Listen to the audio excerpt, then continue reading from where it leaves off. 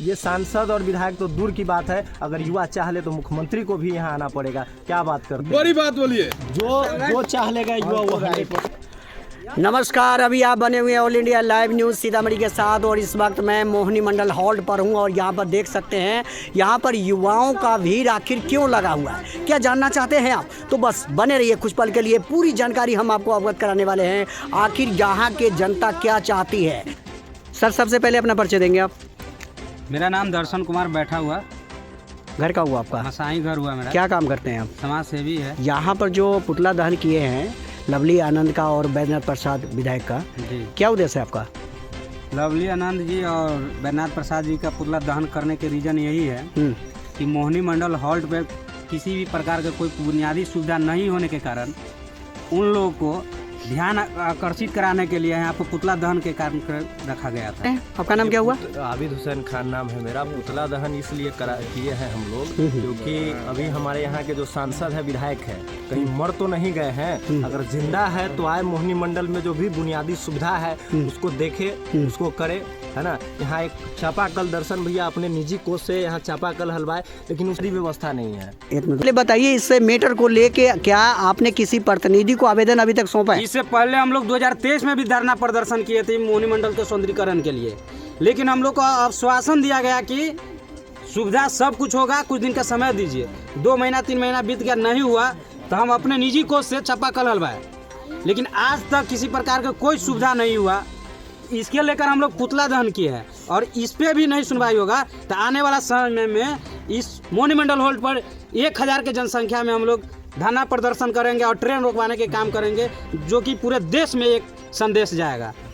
क्या लगता है आपको इस धरना प्रदर्शन से आपको कुछ लाभ मिलने वाला है या फिर संसद महोदय के पास आवेदन देना चाहिए आपको? देखिए, अभी हम लोग मांग किए हैं, कुछ समय हम लोग दे रहे हैं। यहाँ का स्थानीय विधायक है, सांसद है, अगर हमारी मांग को अगर नहीं पूरा किया जाता है तो आने वाला समय में हम लोग उग्र आंदोलन करेंगे, अनशन करेंगे और ये पूरा सीतामढ़ी में मिसाल कायम होगा। आपको पता है कि जब आंदोलन होता है तो प्रशासन की लाठी कैसे चमकती है? तो लाठी चमकती है तो हम लोग युवा है ना, हम लोग भगत सिंह के सोच के व्यक्ति है। भगत सिंह बम चलाने से डरे नहीं तो हम लोग डर जाएंगे। यहाँ टिकटवा नहीं कटता, इसके बारे में ध्यान है आपको? तो टिकटवा नहीं कटेगा तो आने वाला समय में टिकट भी कटेगा, यहाँ जो भी सुविधा चाहिए वो भी होगा।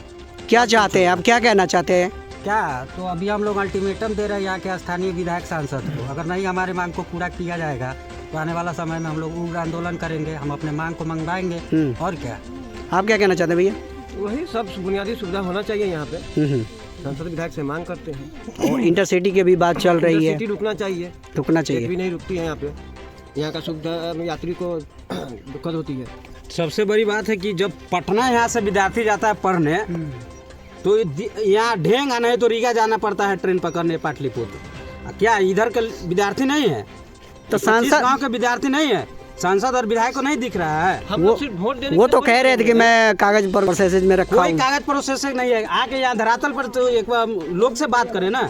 वोट लेने के बारे पूरे क्षेत्र में घूमते हैं, जब काम करने के बारी आता है तो अपने घर में जाके बैठ जाते हैं। कागज की बात कर रहे हैं जी, तो अदम गोंड भी एक शायरी लिखे है कि तुम्हारी फाइलों में गांव का मौसम गुलाबी है, मगर ये वादा झूठी है, ये बातें किताबी है। क्या बात? ये बातें सिर्फ किताबी है, कुछ नहीं। यहाँ कोई बुनियादी सुविधा ही नहीं है। वोट लेने के समय आनंद मोहन जी भी आए थे कि वोट दीजिए, इस बार मोहिनी मंडल हॉल का एकदम सौंदर्यीकरण किया जाएगा, यहाँ हर बुनियादी सुविधा दिया जाएगा। जीते हुए भी लगभग 2 साल हो गया, कहाँ हमारे आनंद मोहन जी है, कहाँ लवली आनंद जी है। अभी नए नवेले विधायक बैद्यनाथ प्रसाद जी है, अभी पटना घूम रहे हैं, दिल्ली घूम रहे हैं, नव वर्ष की शुभकामना दे रहे हैं। अरे भाई, आप क्षेत्र में घूमिए ना, अब बुजुर्ग हो गए हैं कुछ दिन में, अब अभी 5 साल आपको मौका मिला है ना। भगवान आपको लंबी उम्र दे, है ना।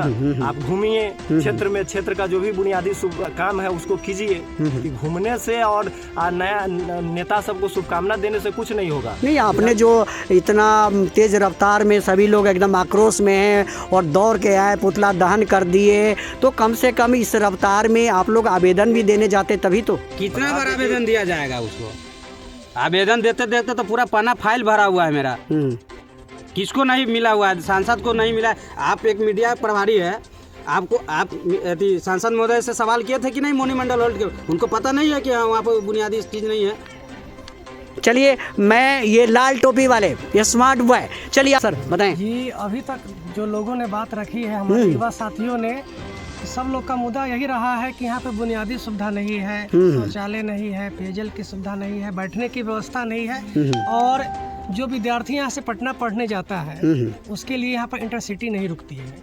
मेन मांग तो यही है, और हमको यहाँ के जो सांसद है और यहाँ के जो विधायक है उनसे कहना है कि यहाँ पर कम से कम शौचालय की व्यवस्था तो अविलंब होनी ही चाहिए। तो चौधरी चरण सिंह ने कहा है कि किसान के पुत्र का एक नज़र खेत के मेड़ पर तो दूसरा नज़र संसद भवन की ओर होनी चाहिए, है ना।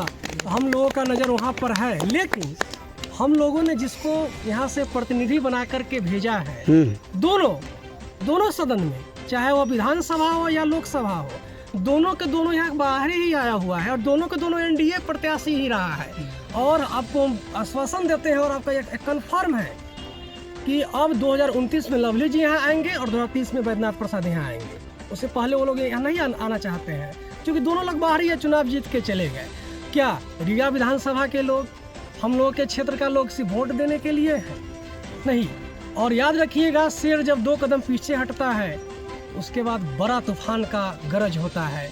आज एक छोटा हम लोगों ने 2023 में हम लोगों ने कार्यक्रम भी किया था, आंदोलन किया था, डीआरएम के पास आपने आवेदन की बात किया है, आप भी थे ही, बहुत कितना आवेदन हम लोग दिए थे, मांगे रखी गई थी, वहाँ से आश्वासन भी दिया गया कि अब व्यवस्था की जाएगी।